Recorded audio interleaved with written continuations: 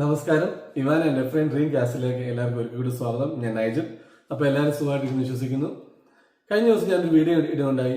അയർലൻഡിൽ വീട് മേടിക്കുമ്പോൾ നമുക്ക് ഗവൺമെന്റിന്റെ ഭാഗത്ത് നിന്ന് കിട്ടുന്ന ഒരു ഹെൽപ്പായ ഫസ്റ്റ് ഹോം സ്കീമിനെ കുറിച്ച് പറയുന്നുണ്ടായി. അപ്പം കുറച്ച് പേര് അതിനെ എനിക്ക് മെസ്സേജ് ആയിട്ടും അല്ലെങ്കിൽ നേരിട്ടും ഒക്കെ ചോദിക്കുകയുണ്ടായി. അപ്പം ഈ ഹെൽപ്പ് ടു ബൈയും ഫസ്റ്റ് ഹോം സ്കീം തമ്മിലുള്ള വ്യത്യാസം എന്താണ് ഈ ഹെൽപ്പ് ടു ബൈ എന്നുള്ളത്? അപ്പം ഫസ്റ്റ് ഹോം സ്കീം ഓൾറെഡി ഞാൻ അതിനകത്ത് പറഞ്ഞ കാരണം ഞാൻ വീണ്ടും ഇതിനകത്ത് പറഞ്ഞ് അതിനകത്ത് ഒരു ക്ലാഷ് ഉണ്ടാകുന്നില്ല. ഈ ഹെൽപ്പ് ടു ബൈ എന്നതിനെ കുറിച്ച് മാത്രമാണ് ഇത് പറഞ്ഞത്. ഒരു ചെറിയ വീഡിയോ ആണ്. കാരണം എന്തെങ്കിലും നിങ്ങൾക്ക് ഇതിനകത്ത് ഡൗട്ട് തോന്നുവാണെങ്കിൽ നിങ്ങൾ തീർച്ചയായിട്ടും കമന്റിൽ അയക്കുക. പിന്നെ ആർക്കെങ്കിലും ഞാൻ ഈ പറഞ്ഞതിനേക്കാൾ കൂടുതലായിട്ട് എന്തെങ്കിലും ഇൻഫർമേഷൻസ് അറിയുമെങ്കിൽ തീർച്ചയായിട്ടും നിങ്ങൾ കമന്റിൽ ഇട്ട് കഴിഞ്ഞാൽ അത് മറ്റുള്ളവർക്ക് കൂടെ അതൊരു ഉപകാരപ്രദമാകുന്നതായിരിക്കും. അപ്പൊ ഈ ഹെൽപ്പ് ടു ബൈ എന്ന് പറയുമ്പോൾ ഇത് ഓൾറെഡി കുറെ നാളായിട്ടുണ്ട് ഉള്ളൊരു സ്കീമാണ്. അതായത് നമ്മൾ അയർലൻഡിൽ ജീവിക്കുമ്പോൾ നമ്മളിവിടെ എല്ലാ വർഷവും നമ്മൾ ടാക്സ് റിട്ടേൺ ചെയ്യാൻ നമ്മൾ ബാധ്യസ്ഥരാണ്. നമ്മൾ ടാക്സ് റിട്ടേൺ ചെയ്യുമ്പോൾ നമുക്ക് കിട്ടുന്ന ഒരു ബെനിഫിറ്റ് ആണ്. അതായത് നമ്മൾ വീട് മേടിക്കുമ്പോൾ നമുക്ക് ഇനീഷ്യലി ഒരു ഹെൽപ്പ് എന്ന രീതിയിൽ ഗവൺമെന്റ് തരുന്ന ഒരു ഹെൽപ്പാണ്. ശരിക്കും പറഞ്ഞാൽ അതൊരു ചെറിയ ഹെൽപ്പല്ല, വലിയൊരു ഹെൽപ്പാണ്. കാരണം നമ്മൾ ഇത് പൈസ തിരിച്ചു കൊടുക്കുന്നില്ല. 2020 ജൂലൈ മുതലാണ്. അതിനു മുമ്പേ വരെ 20,000 യൂറോ ആയിരുന്നു നമുക്ക് മാക്സിമം ഈ ഹെൽപ്പ് ടു ബൈ കിട്ടിക്കൊണ്ടിരുന്നത്.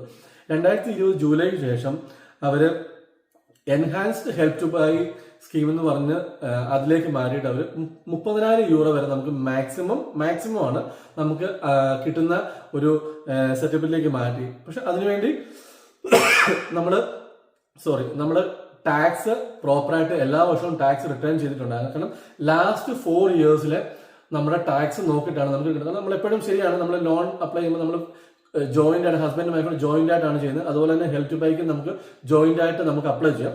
അപ്പൊ നമ്മുടെ 4 വർഷത്തെ വരെയുള്ള മാക്സിമം ടാക്സ് നോക്കി അതിന്റെ റിട്ടേൺസും കാര്യങ്ങളൊക്കെ പ്രോപ്പറായിട്ട് നോക്കി അതിന്റെ അകത്തെല്ലാം ക്ലിയർ ആണെന്ന് കണ്ടു കഴിയുമ്പോൾ അവർ നമുക്ക് മാക്സിമം പൈസ യൂറോ തരുന്നത്. പക്ഷെ അത് എങ്ങനെയാണ് അത് കാൽക്കുലേറ്റ് ചെയ്ത് പറയാൻ പറ്റില്ല. കാരണം ചിലവർക്ക് 30 കിട്ടാറുണ്ട്, ചിലർക്ക് 25 കിട്ടാറുണ്ട്. അത് ഓരോരുത്തരുടെ, കാരണം ഒരാൾക്ക് കിട്ടിയോണ്ട് എനിക്ക് എന്തുകൊണ്ട് കിട്ടിയില്ല എന്ന് ചോദിക്കുന്നത് ഞാൻ പലരോടും ചോദിച്ചപ്പോഴും ആർക്കും അതിനൊരു ഉത്തരവൊന്നുമില്ല.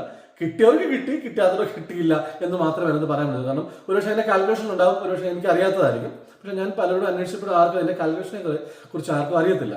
അപ്പൊ മാക്സിമം നമുക്ക് 30,000 യൂറോ വരെയാണ് ഗവൺമെന്റ് കിട്ടുന്നത്. ഇത് നമ്മൾ തിരിച്ചടക്കേണ്ട ഒരു ആവശ്യമേ ഇല്ല. ശരിക്കും നമ്മൾ വീട് മേടിക്കുമ്പോൾ നമുക്കിത് വലിയൊരു ഹെൽപ്പാണ്. പ്രത്യേകിച്ച് നമ്മളത് ഒരു 4 ലക്ഷം യൂറോയുടെ അല്ല 4 ലക്ഷം യൂറോയുടെ വീട് മേടിക്കുമ്പോൾ നമ്മൾ ചിലർ 10% നമ്മൾ ആദ്യം കൊടുക്കണം. നമ്മൾ കോൺട്രാക്ട് സൈൻ ചെയ്യുമ്പോൾ 10% കൊടുക്കണം. ഈ 10% പറയുമ്പോൾ 45,000 യൂറോ വരും. 4 ലക്ഷം യൂറോയുടെയാണ്. അപ്പൊ 45,000 രൂപയ്ക്ക് ഇത് 30,000 കിട്ടുവാണെങ്കിൽ ബാക്കി നമ്മളൊരു 15,000 നമ്മൾ കയ്യിൽ നിർത്താൽ മതി. അപ്പം അങ്ങനെയൊക്കെ ആൾക്കാർക്ക് വീട് മേടിക്കാനും കൂടുതൽ വീടുകൾക്ക് ആൾക്കാരെ പ്രാപ്തരാക്കാൻ വേണ്ടിയാണ് ഇത് ചെയ്യുന്നത്. പക്ഷെ ഇതിനകത്തൊരു കാര്യം വെച്ചാൽ 5 ലക്ഷം വരെ യൂറോയ്ക്ക് വാല്യൂ ഉള്ള വീടുകൾക്ക് മാത്രമേ കിട്ടുള്ളൂ. 5 ലക്ഷത്തിന് മുകളിലോട്ടുള്ള വീടുകൾക്ക് ഈ ഹെൽപ്പ് ടു ബൈ നമുക്ക് കിട്ടത്തില്ല. ആ ഒരു ഹെൽപ്പ് നമുക്ക് കിട്ടത്തില്ല. അതുപോലെ തന്നെ നമ്മൾക്ക് ഫസ്റ്റ് ഹോം, അതായത് അയർലൻഡിലോ ലോകത്ത് എവിടെയോ നമ്മുടെ പേരിൽ വേറെ വീട് ഉണ്ടാകാൻ പാടില്ല. അവര് ബാക്കി ഡോക്യുമെന്റ്സ് ഒക്കെ നമ്മൾ ചെക്ക് ചെയ്യുമ്പോൾ നമുക്ക് വേറെ വീടുണ്ടെന്ന് മനസ്സിലാക്കി കഴിഞ്ഞാൽ, കാരണം ഇന്നിപ്പം മോർഗേജും കാര്യങ്ങളൊക്കെ നമ്മൾ ചെക്ക് ചെയ്യുമ്പോൾ ഡോക്യുമെന്റ്സ് ഒക്കെ നമ്മൾ സബ്മിറ്റ് ചെയ്യുമ്പോൾ എല്ലാം നമ്മുടെ സിബിൽ സ്കോർ ഉൾപ്പെടെ അവർ നോക്കും. അപ്പൊ അതിനകത്ത് എന്തെങ്കിലുമൊക്കെ അവർക്ക് കണ്ടുപിടിക്കാൻ പറ്റി കഴിഞ്ഞാൽ അവർക്ക് മനസ്സിലാവും ഇതാണ് നമ്മുടെ ഫസ്റ്റ് ഹോം, നമുക്ക് ഫസ്റ്റ് ഹോം അല്ലാതെ മനസ്സിലാവും. അപ്പം ഫസ്റ്റ് ഹോം അത് അയർലൻഡിലാണോ നിർബന്ധമില്ല, ലോകത്ത് എവിടെയും നമുക്ക് നമ്മുടെ പേരിൽ വേറൊരു വീടോ പ്രോപ്പർട്ടി ഉണ്ടാകാൻ പാടില്ല. അങ്ങനെയുള്ളവർക്ക് മാത്രമേ ഈ ഒരു ഹെൽപ്പ് ബൈ നമുക്ക് കിട്ടത്തുള്ളൂ. അതുപോലെ തന്നെ നേരത്തെ പറഞ്ഞ പോലെ 5 ലക്ഷം യൂറോയ്ക്ക് താഴെയുള്ള വീടുകൾക്ക് മാത്രമേ കിട്ടത്തുള്ളൂ. പിന്നെ ഇത് ലാസ്റ്റ് 4 വർഷത്തെ ടാക്സ് ആണ് നമ്മുടെ ഇത് ചെയ്യുന്നത്. ജോയിന്റ് ആപ്ലിക്കേഷൻ കൊടുക്കുവാണെങ്കിൽ നമുക്ക് ഏറ്റവും ബെനിഫിറ്റ്, നമുക്ക് എത്രയും മാക്സിമം എമൗണ്ട് കിട്ടാൻ സാധിക്കും. പിന്നീട് നമ്മൾ ഈ ഒരു ഈ ഒരു തന്നിരിക്കുന്ന പൈസ അവർ തിരിച്ചെടുക്കാൻ വരെ സാഹചര്യമുണ്ട്. എന്ത് കാരണം, നമ്മൾ ഈ ഹെൽപ്പ് ടു ബൈ നമുക്ക് കിട്ടി, നമുക്ക് പൈസ കിട്ടി, പക്ഷെ നമ്മൾ ആ പ്രോപ്പർട്ടി പിന്നെ പർച്ചേസ് ചെയ്യുന്നില്ല, അല്ല നമ്മൾ അങ്ങനെ ഒരു കാര്യമായി ഡ്രോപ്പ് ചെയ്തിട്ട് പോയി. നമ്മൾ പൈസ നമുക്ക് കിട്ടി, പക്ഷെ നമ്മളിത് പ്രോസസ് ചെയ്തില്ലെങ്കിൽ അവർക്ക് നമ്മളെ തിരിച്ച് മേടിക്കാനുള്ള റീപേയ്മെന്റ് നമ്മളെ കൊണ്ട് ചെയ്യിപ്പിക്കാനുള്ള ഓപ്ഷൻ ഉണ്ട്. അത് ചെയ്യും എന്നാണ് അതിന് സൈറ്റിൽ പറയുന്നത്. അതുപോലെ തന്നെ നമ്മൾ ഈ ഹെൽപ്പ് ബൈയുടെ ആ ഹെൽപ്പോട് കൂടി നമ്മൾ മേടിച്ച പ്രോപ്പർട്ടി മിനിമം നമ്മളൊരു 5 വർഷമെങ്കിലും നമ്മൾ അതിനകത്ത് താമസിക്കണം. ആ വീട് നമ്മുടെ പ്രൈമറി, അല്ലാതെ നമ്മുടെ മെയിൻ റെസിഡൻസ് ആയിരിക്കണം. നമ്മൾ താമസിക്കുന്ന ഒരു വീടായിരിക്കണം. അല്ലാതെ നമ്മൾ മേടിച്ചിട്ട് റെന്റ് കൊടുക്കാനൊന്നും പാടില്ല. നമ്മൾ മേടിക്കുന്ന വീട് നമ്മൾക്ക് ഫസ്റ്റ് ടൈമായിട്ട് നമുക്ക് ഉപയോഗിക്കാനും നമ്മൾ മെയിനായിട്ട് താമസിക്കാൻ വേണ്ടിയുള്ള വീടായിരിക്കണം. ഇങ്ങനെയൊക്കെ തെറ്റിച്ചു കഴിഞ്ഞാൽ നമ്മളുടെ റവന്യൂവിന് ഇത് റിക്കവർ ചെയ്യാനുള്ള ഓപ്ഷൻ ഉണ്ടെന്നാണ് പറയുന്നത്.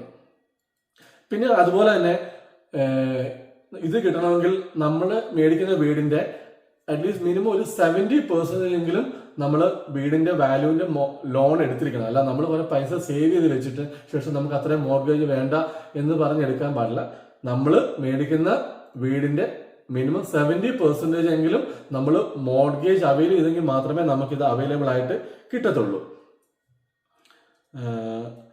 പിന്നെ ഇപ്പോഴത്തെ ഒരു പുതിയ ബഡ്ജറ്റ് 2025 ബഡ്ജറ്റ് ആ ഒരു ഇതിനനുസരിച്ച് 2029 ഡിസംബർ 31 വരെ ഈ ഒരു സ്കീം അവൈലബിൾ ആണ്. അതായത് 30,000 നമുക്ക് ഹെൽപ്പ് ടു ബൈ കിട്ടുന്ന സ്കീം അവൈലബിൾ ആണെന്നാണ് ഇപ്പോഴത്തെ ഒരു ഇത്. ചിലപ്പോൾ എക്സ്റ്റെൻഡ് ചെയ്തിരിക്കാം, അത് മാറ്റാം, അത് ഗവൺമെന്റ് ആയിരിക്കും തരും. ഗവൺമെന്റ് സാഹചര്യം അനുസരിച്ച് അവർ അങ്ങോട്ട് കൊണ്ട് മാറ്റാം. പക്ഷെ ഇപ്പം അവർ പറയുന്നത് 31 ഡിസംബർ 2029 വരെ ഇത് നമുക്ക് അവൈലബിൾ ആണെന്നാണ് പറയുന്നത്. പിന്നെ നമ്മുടെ എന്താ പറയുക, ഇതിനെക്കുറിച്ച് നമ്മൾ കൂടുതൽ അറിയുന്നത് നമ്മുടെ എല്ലാവർക്കും ഇവിടെ ടാക്സ് റിട്ടേൺ ചെയ്തുകൊണ്ട് എല്ലാവർക്കും ഗവൺമെന്റിന്റെ നമുക്ക് ആ ഒരു സർവീസ് മൈ അക്കൗണ്ട് ഉണ്ടാകും. അതിനകത്ത് കയറി കഴിഞ്ഞാൽ നമുക്കിത് അപ്ലൈ ചെയ്യാൻ പറ്റും.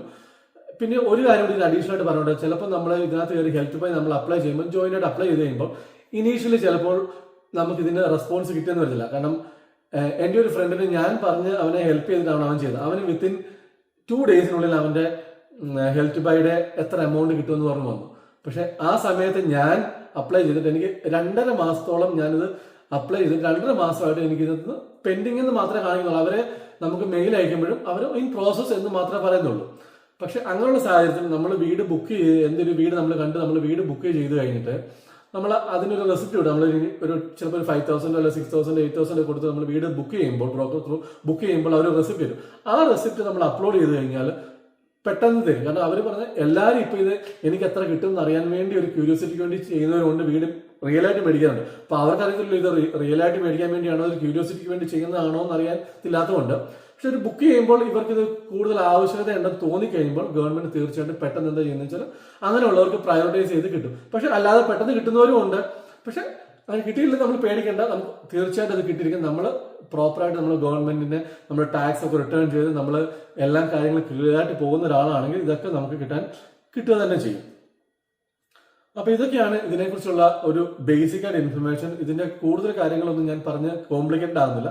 അപ്പൊ നിങ്ങൾക്ക് എന്തെങ്കിലും ഇതിനെക്കുറിച്ച് ഇൻഫർമേഷൻസ് കൂടുതൽ അറിയാൻ താല്പര്യമുണ്ടെങ്കിൽ അത് സ്പെസിഫൈ അയച്ചു കഴിഞ്ഞാൽ തീർച്ചയായും ഞാൻ അതിന് റിപ്ലൈ ചെയ്യുന്നതായിരിക്കും. കാരണം ഒത്തിരി വലിച്ചു നിന്നിട്ട് നമ്മൾ കൺഫ്യൂസ് ആക്കണ്ടല്ലോ. അപ്പം ഹെൽത്ത് ടു ബൈയും ഫസ്റ്റ് ഹോം സ്കീമും രണ്ടും രണ്ട് തന്നെയാണ്. ഫസ്റ്റ് ഹോം സ്കീം നമുക്ക് റിട്ടേൺ കൊടുക്കേണ്ട പൈസയാണ്. ഹെൽത്ത് ബൈ എന്ന് പറഞ്ഞാൽ ഗവൺമെന്റ് നമ്മൾ അടച്ച ടാക്സിന് ആനുപാതികമായിട്ട് നമ്മൾക്ക് തരുന്ന ഒരു ഹെൽപ്പാണ്. നമ്മൾ അടച്ചതിന്റെ ഇതായി കിട്ടുന്നതാണ്. അപ്പൊ ഇതാണ് ഇതിനെക്കുറിച്ച് എനിക്ക് പറയാനുള്ളത്.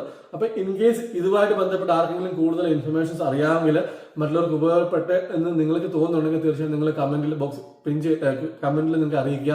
അത് ഇൻഫർമേറ്റീവ് ആയിട്ട് തോന്നുന്നുണ്ടെങ്കിൽ ഞാൻ പിൻ ചെയ്ത് വെച്ചേക്കാം. കാരണം മറ്റുള്ളവർക്ക് അത് ഉപകാരപ്പെടട്ടെ. അപ്പം ഈ വീഡിയോ നിങ്ങൾക്ക് ഇഷ്ടപ്പെട്ടെന്ന് വിശ്വസിക്കുന്നു, ഇൻഫോർമേറ്റീവ് ആയെന്ന് വിശ്വസിക്കുന്നു.